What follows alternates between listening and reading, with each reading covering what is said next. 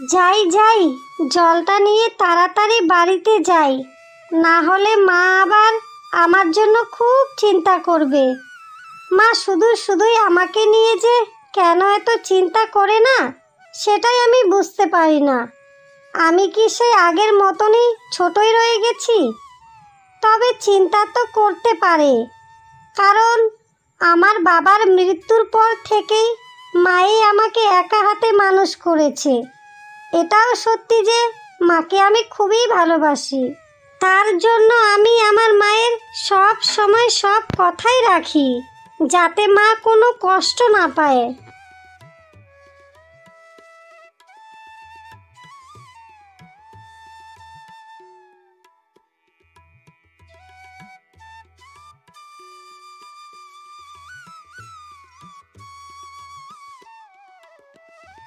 কে গো মেয়ে তুমি? আর এই জঙ্গলের রাস্তা দিয়ে যাচ্ছ? তোমার কি ভয় করে না? যেখানে আমি একজন পুরুষ মানুষ হয়েও এই জঙ্গল দিয়ে যেতে ভয় করছি, তোমার তো আরো বেশি ভয় পাওয়ার কথা। যেখানে তুমি এত সাহস নিয়ে একাই হেঁটে যাচ্ছ, এই জঙ্গলে সাপ পশুও থাকে, তুমি কি সেটা জানো না? আপনার কি মনে হয় আমি ওইসব পশুদের ভয় পাবো? উহুম, আমি ওইসব পশুদের কখনোই ভয় পাই না। আমি ছোটবেলা থেকে সাপকে খুবই পছন্দ করি। পশুরা হচ্ছে আমাদের বন্ধু, আর তার মধ্যে সাপেরা আমাকে আক্রমণই বা করবেন কেন? আমি কি তাদের কোনো ক্ষতি করেছি, আপনি বলুন? আর শুনুন, আমি শুধুই এই দিক দিয়ে যাই না। আমাদের নদী থেকে প্রত্যেক দিন জল আনতে হয়, তাই এই জঙ্গলের রাস্তা দিয়েই যেতে হয়। আর আমাদের বাড়িটা তো গ্রামের শেষ দিকে, জঙ্গলের পাশেই। তোমার বাড়ির কথা আমি জিজ্ঞাসা না করতেই আমাকে তুমি সব বলে দিলে। তুমি তো দেখছি বড্ড বোকা মেয়ে।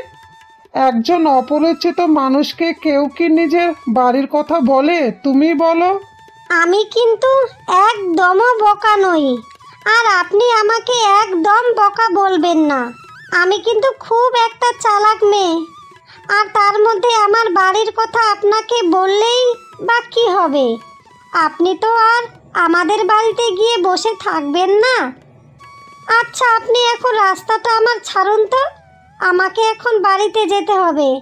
মা এমনিতেই আমাকে নিয়ে অনেক চিন্তা করছে।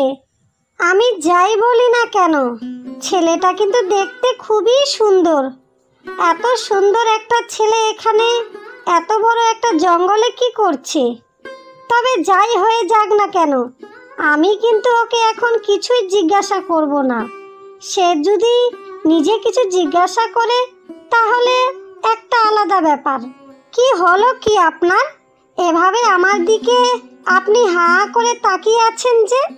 আমার রাস্তাটা ছাড়ুন, আমাকে এবার বাড়িতে যেতে হবে। আপনি কি আমার কথা মানে বুঝতে পারছেন না আমি কি বলছি? আরে না না, আমি আবার তোমার পথ আটকাবো কেন বলো? তবে তোমার কাছে আমার একটা শেষ প্রশ্ন ছিল। যদি আমাকে বলতেন তাহলে আমি খুব খুশি হতাম। দেখেছো, একটা দুটো কথা বলতে না বলতেই আমাকে কত কিছুই জিজ্ঞাসা করছে। আচ্ছা যাই হোক, আমিও ওকে কিছু বলি, কারণ ওকে যে আমার বড্ড ভালো লেগে গেছে। আমার নাম হচ্ছে পারুল। এখন আপনি আমার রাস্তাটা ছাড়ুন তো, আমি আর আপনাকে কিছুই বলতে পারবো না। আমি এখন গেলাম কিন্তু।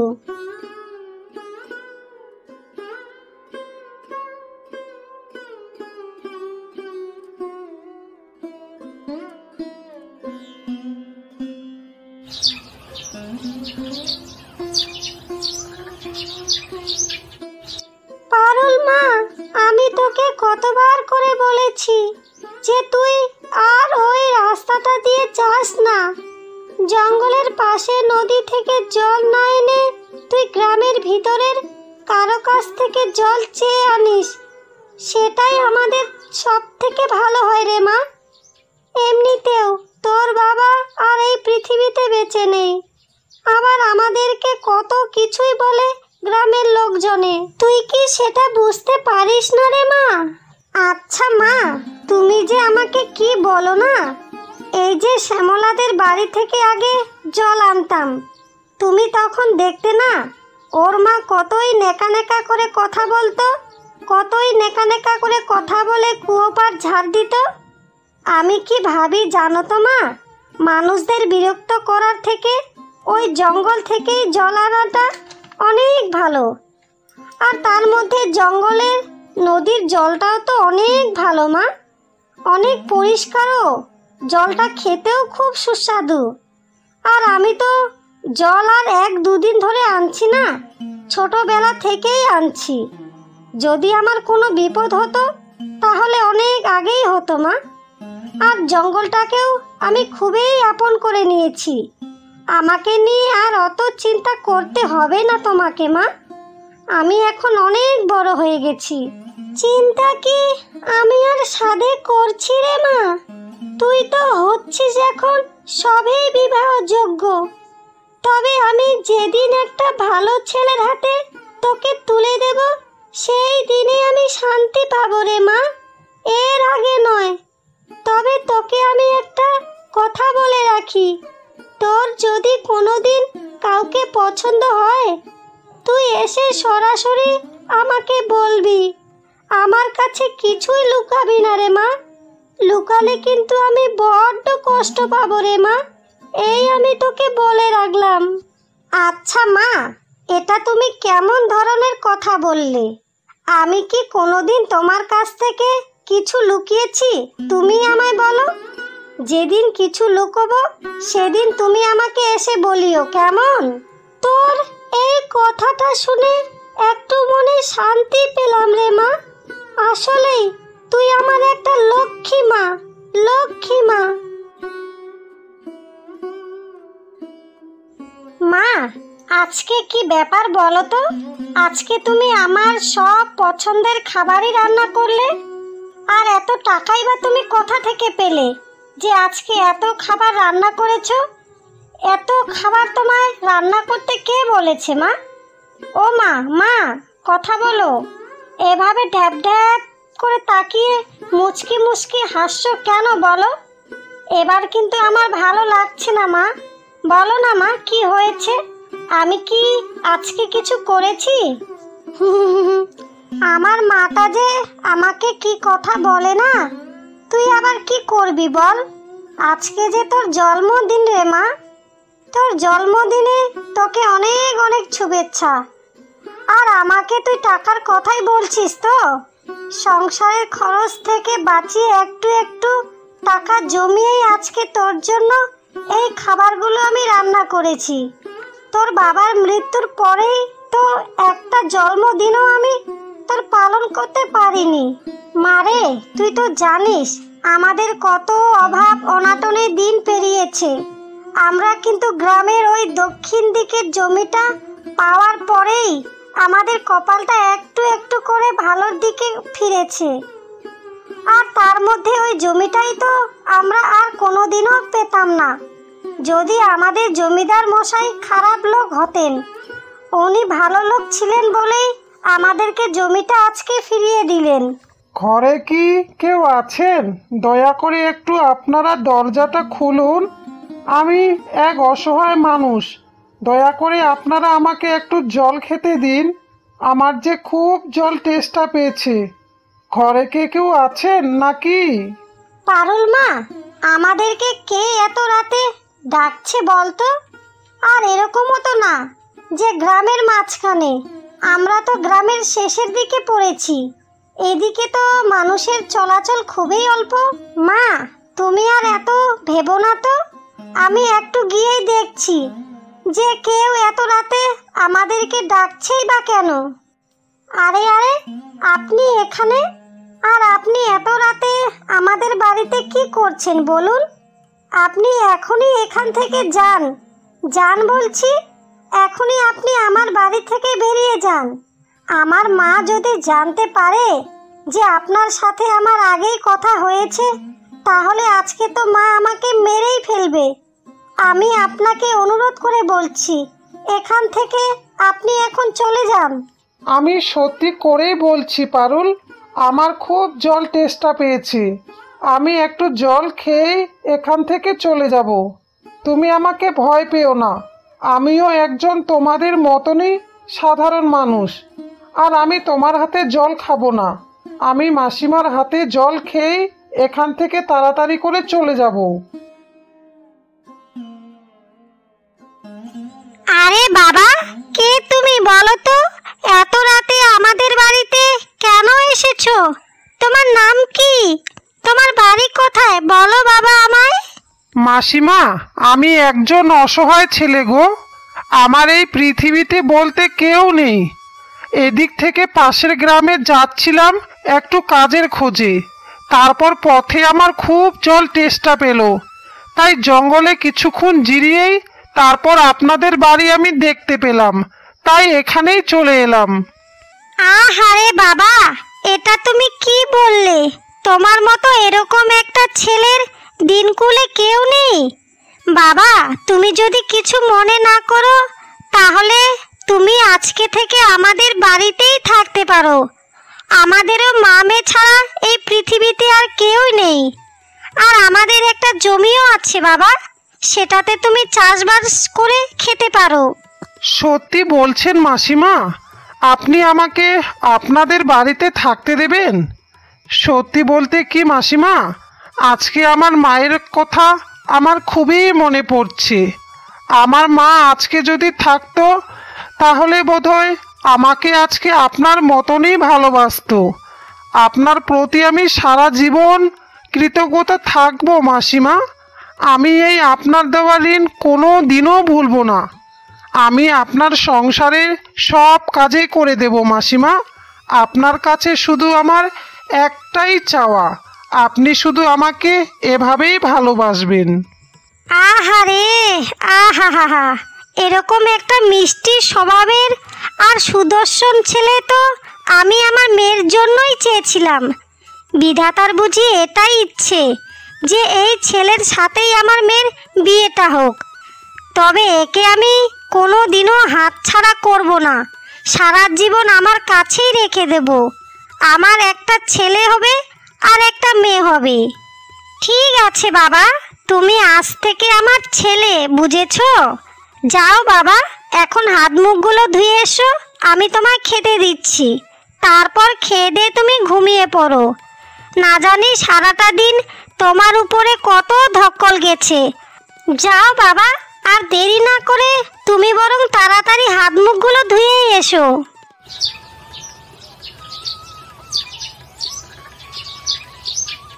এই যে শুনতে পাচ্ছেন, আর আপনি কত ঘুমাবেন বলুন তো? এখন সকাল কয়টা বাজে একবার দেখেছেন? মা বলল আপনাকে উঠে খাবার খেতে। উঠুন উঠুন উঠুন বলছি, আর ঘুমাবেন না। আমাকে তো আবার মা কতবার করে বলেছে যে আপনি অনেক পরিশ্রম করেন। আপনি কোথায় পরিশ্রম করেন? যারা পরিশ্রম করে তারা তো কত সকালেই ঘুম থেকে উঠে পড়ে, কিন্তু আপনি তো একজন রাজকুমারের মতো দেখতে। কোনো তো কাজকর্ম করেনি না, শুধু সারাদিন ঘুমান। আমি ভালো করেই জানি যে আপনি আমাদের সব সময় ঢপ দিয়ে বোকা বানান। এই পারুল, এবার কিন্তু তোমার মুখটা একটু সামলিয়ে কথা বলো। আমি কিন্তু তোমার সব কথাই শুনে ফেলেছি। আমি শুধুমাত্র ঘুমের ভ্যান ধরে ঘুমিয়েছিলাম, দেখলাম তুমি আমার পেছনে আমাকে কি বলো। তবে আমি যা ভেবেছিলাম তার থেকে খুব কমই বলেছো। তাই নাকি? তা আমার ব্যাপারে আপনি কি ভেবেছিলেন বলুন তো আমাকে, আমিও তো একটু শুনি। আপনি তো এবার দেখা যাচ্ছে সর্বযন্ত্র ফটিক চাঁদ। শুনুন, এখন আর নাটক না করে উঠে পড়ুন চটপট। মা আপনার জন্য রান্না করেছে, আপনি এখনই খেতে চলুন। ঠিক আছে পারুল, আমি আসছি। তুমি এখন এখান থেকে যাও। আর আমি তোমার এগুলো কথার জন্য তোমাকে আমি ক্ষমাও করে দিলাম। এখন তুমি যাও।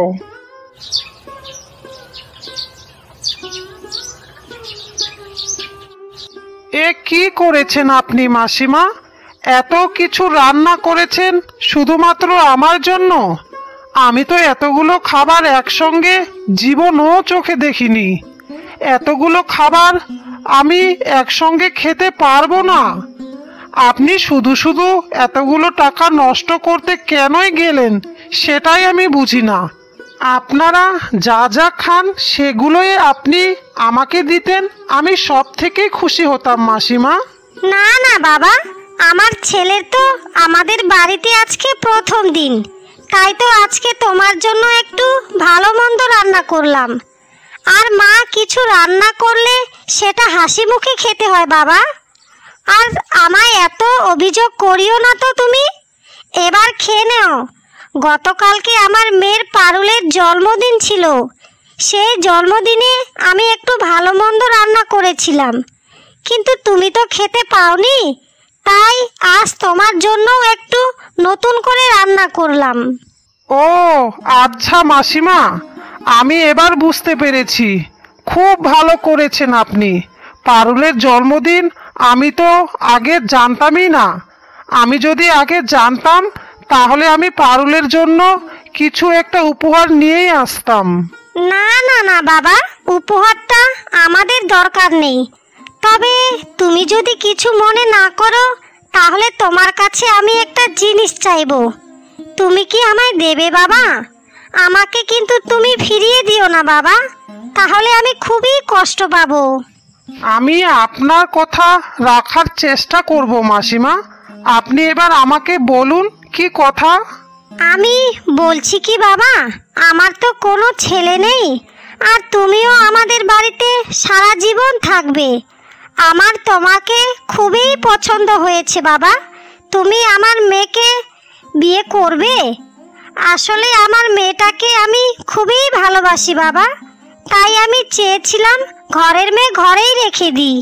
আমার মা আজকে আমার কাছে কিছু আবদার করেছে, সেই কথাটা কি আমি ফেলতে পারি বলুন? আমাকেও ভালো লাগছে না মাসিমা, আপনাকে আমি মা না বলে মাসিমা বলে ডাকছি। আপনি আপনার কথায় রাজি মা? আমি পারুলকে বিয়ে করব, আপনি আমাদের বিয়ের ব্যবস্থা করুন।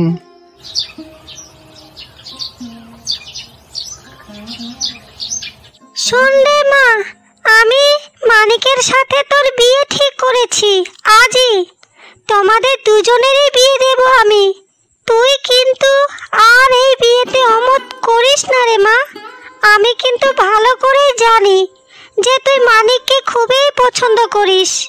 কিন্তু মা, যতই হোক ওর সাথে আমাদের পরিচয় খুব বেশি দিনের নয়।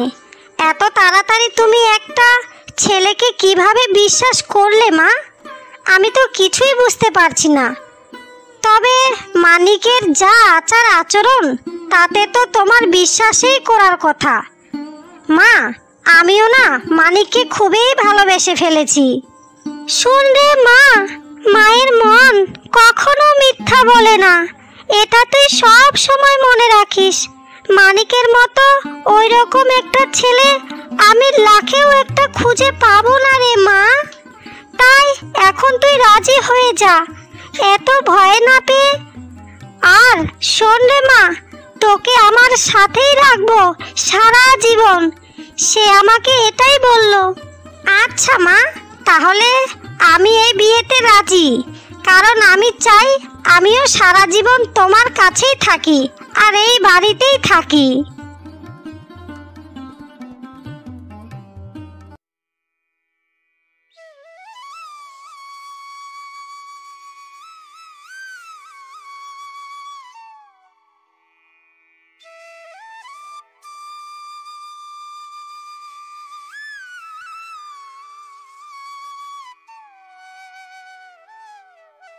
আরে এত রাতে ও আবার কোথায় চলে গেল?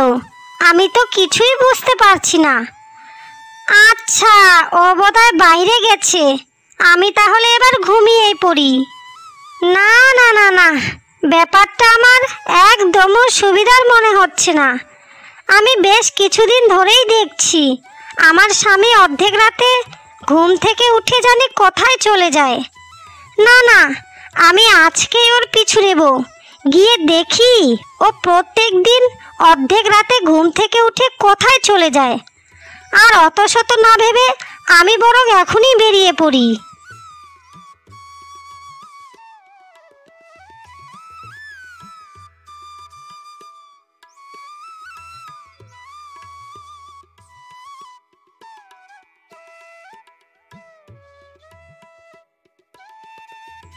আমি একই দেখছি, আমি তো নিজের চোখে বিশ্বাসই করতে পারছি না। তুমি একটা সাপ, আমার সাথে একটা সাপের বিয়ে হয়েছে। তুমি একটা ইচ্ছাধারী নাগ, তুমি আমাকে ধোঁকা দিয়েছো। তুমি মানুষের রূপে পরিচয় দিয়ে আমাকে বিয়ে করেছো। ওগো, আমি তোমাকে কখনো ক্ষমা করতে পারবো না। তুমি আমার জীবনটা নষ্ট করে দিলে। তুমি এ কি করলে পারুল? তুমি আমার আসল রূপ দেখে ফেলেছো। সব কিছুই এবার শেষ হয়ে গেল। আমার সব তপস্যাস সব কিছুই ভেস্তে গেল, সব মাটিতে মিশে গেল পারুল। পারুল, তুমি যখন খুবই ছোট তখন থেকেই আমি তোমাকে ভালোবাসি, কিন্তু তোমার জন্য আমি অপেক্ষা করেছিলাম বড় হওয়ার জন্য।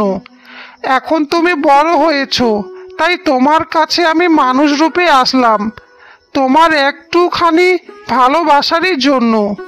কিন্তু আমি নাগরাজের কাছে প্রত্যেক অর্ধেক রাতেই এখানে এসে অপেক্ষা করতাম। আর মাত্র 2 দিনই বাকি ছিল পারুল, তারপর আমি সারা জীবনেরই মতো মানুষ রূপ ফিরে পেতাম আর সারা জীবন তোমার সাথেই থাকতাম। কিন্তু এখন সব কিছুই আমার শেষ হয়ে গেছে পারুল, সব কিছুই শেষ। আমি এখন কি করব কিছুই বুঝতে পারছি না। আমি যে আর কোনো দিনেই মানুষ রূপ নিতে পারবো না পারুল, কোনো দিনেও না। কেন তুমি আজকে আমার পেছনে এলে? কেন বলো, কেন? আর মাত্র 2 দিনই ছিল, বছরের পর বছর এই মানুষ রূপটার জন্যই কত কষ্টই নাই আমি করেছিলাম। আমি তোমাদের সব কথাই শুনে নিয়েছি বাবা। আমার মেয়েকে তুমি এবারের মতো ক্ষমা করে দাও। তুমি কিছু একটা এবার করো বাবা। আমার মেয়ে যে তোমাকে বড্ড ভালোবাসে। তোমাকে আমি অনুরোধ করে বলছি বাবা, তুমি আমার মেয়েটাকে ছেড়ে যেও না। সে তোমাকে ছাড়া বাঁচবেই না। আমার যে আর এখানে কিছুই করার নেই মা, আর আমার এই জীবন রেখে কিছুই লাভ নেই। সাপের সাথে মানুষের কোনোদিনও সংসার হয় না মা। আমি যদি নাগরাজকে অনুরোধ করি পারুলকে সারা জীবনের মতো সাপ বানিয়ে দিতে পারে, তাহলেই আমরা দুজনেই একসাথে আবার থাকতে পারবো মা। এছাড়া যে আর কোনো কিছুই সম্ভব নয়। আমি সাপ হয়ে থাকবো তোমার সাথে সারা জীবন। তুমি শুধু তোমার সাথে আমাকে নিয়ে যাও, আমিও তোমাকে ছাড়া যে একদিনও বাঁচবো না। ওগো, তুমি আমাকে এভাবে আর ফেলে যেও না। সত্যি তুমি আমার সাথে যাবে পারুল? কিন্তু মা একা একা থাকবে কি করে? তুমি মায়ের সাথেই থেকো পারুল, আমাকে তুমি এবার ভুলে যাও। না না বাবা, এরকম ভুল তুমি আর করিও না। আমার জন্য তোমাদের নিষ্পাপ ভালোবাসাকে মেরে ফেলিও না বাবা। আমি একা একা এই বাড়িতে থাকতে পারবো। তোমরা শুধু প্রত্যেক সপ্তাহে দুজনে একটু আমার সাথে দেখা করে যেও, তাহলেই আমি খুব খুশি থাকবো বাবা। এখন যাও বাবা, যাও মা পারুল, তোরা দুজনেই সারা জীবন সুখে থাকিস। আমার আশীর্বাদ সব সময় তোমাদের দুজনের মাথার উপরে আছে বাবা। তোমরা সব সময় ভালো থেকো আর সুখে থেকো।